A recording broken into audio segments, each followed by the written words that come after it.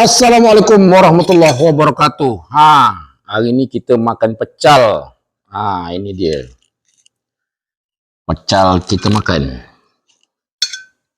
Kita ada mi, kita ada tahu, ada tahu.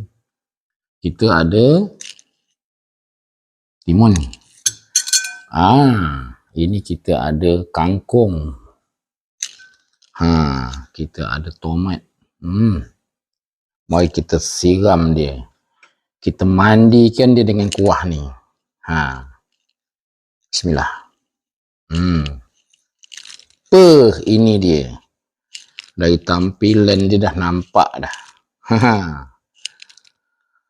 Wah, ini. Ini dia pecal. Wah. Kita cuba dulu. Bismillahirrahmanirrahim.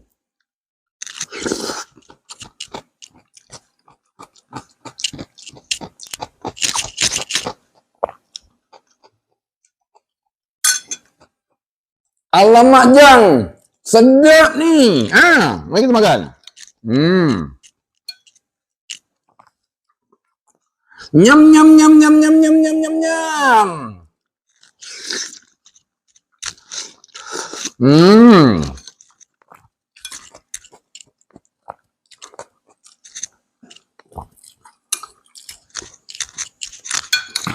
Antara bumbu dengan kacang dia, antara kuah ni dengan mi memang sesuai untuk dijodohkan.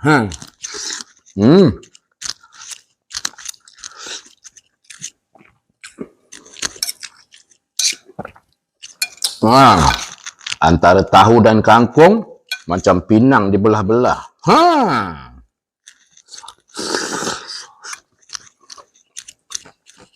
Sedapnya.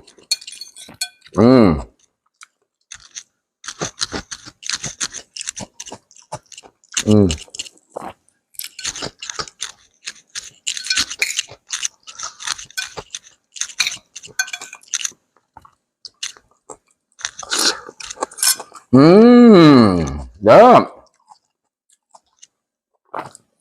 Okey, Assalamualaikum warahmatullahi wabarakatuh.